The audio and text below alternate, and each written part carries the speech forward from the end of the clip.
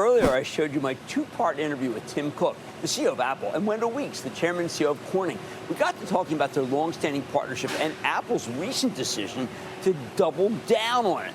But I didn't get a chance to celebrate just how successful Corning's been in this environment. Look, this is a company that's famous for making all sorts of specialty glass, including the fiber optic cables that are used to link graphics cards processor at the heart of the data center. That, among a host of other fiber segments, is why Corning's business is booming.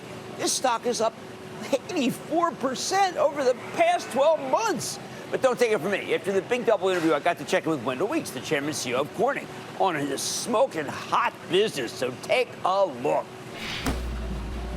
Wendell, we've been talking about glass, and glass is fabulous, and what you do with Apple is amazing. I have been following other aspects to your business.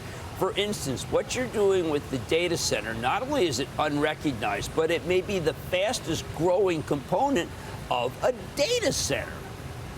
Well, it certainly is our fastest growing business right now. Now, tell me about how much glass is in a data center and how much could be if the new chips of Jensen Huang's NVIDIA decide to embrace glass, because right now there's a lot of copper. That burns bad. So almost all of our growth today is built on what's called the scale out of the network. And what scale out is doing is it's just connecting more and more AI clusters together. What you're referring to is something called scale up. And what that is within an AI node, connecting more and more of the GPUs within that node across server racks. Once you do that, the distance can climb enough that it's more techno-economical to use optical fiber than copper. I know that could be a couple years from now, but I think it's important to recognize how the current scale is making a lot of money. And just so before we get to some other enterprises, why don't you tell people how much glass, how many miles of glass there is in a data center? Well, let me give you a great example. Meta's big Louisiana campus that he has posted on X about and the like. So that data center, and it's a big one. Yeah. Like if they were to overlay it on Manhattan, it would be like from 2nd up to 86th or 87th, right? And probably from about 2nd to 8th Avenue. So it's large. But what's even more stunning is how much fiber's in there. That's going to need 8 million miles of fiber. So that's enough fiber to go around the equator of the Earth 320 times. That's enough fiber to directly connect every home, every single family home in the whole state of New York and light it up with fiber. That is unbelievable. And that's one campus. 5 million homes. I have to believe that people are not as familiar with that operation yet, because I think people don't understand that even just to connect those different nodes is a huge business. People, look, I want copper out because copper burns. It causes pollution because it burns hot. But give me a sense of what could happen in order to be able to make it so maybe we could use less energy if it were all glass in there.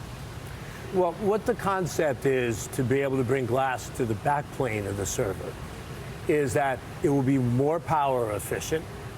It would make more efficient use of the wafers, which is where a big hunk of the cost is, right?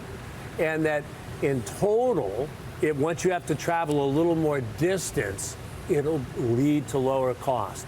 So that is the promise of this. Of course, there's a lot of innovation to be done to make that happen. But won't Corning be the one that does the innovation? We're working hard on it, Jim.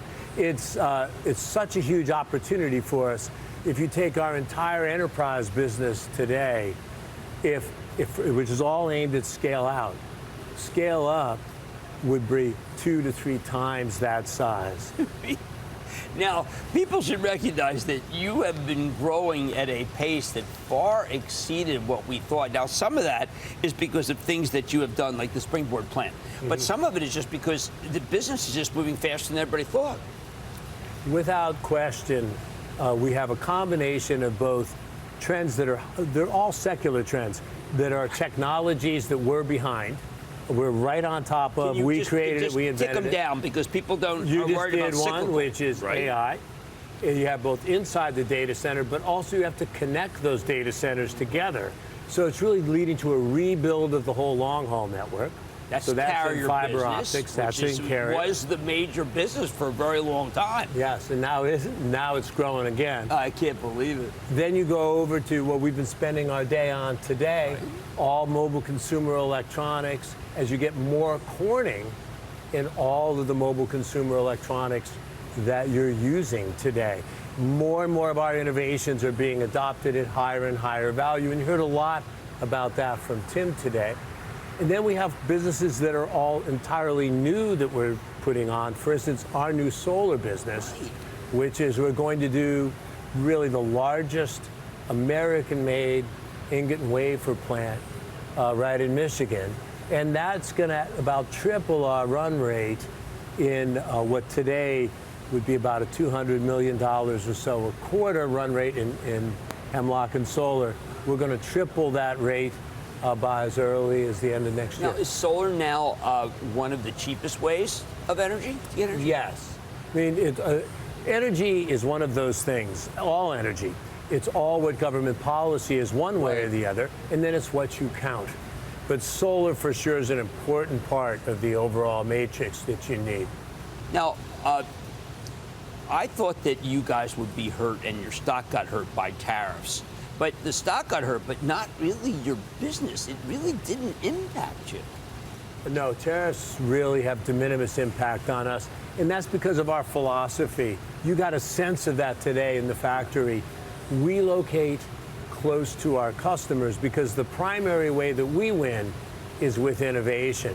So as a result, let's take the U.S. for example, 90% of our U.S. revenue is created by U.S. origin products. Only 1% of what we sell in the United States, we make in China.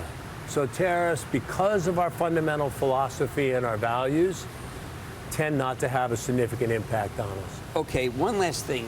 When you get $2.5 billion from Apple, does that allow you to also switch other things, be able to put some resources, say, toward data center? Is it fungible like that? What it does is that is 100% dedicated to making this facility be the center of the world for all things doing with mobile consumer electronics and Apple.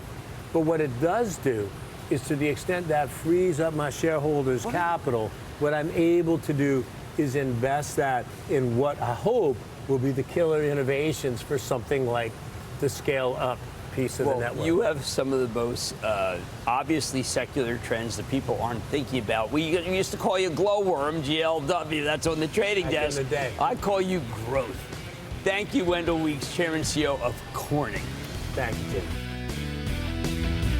Coming up, Kramer takes your calls, and the sky's the limit. It's a fast-fire lightning round. Next.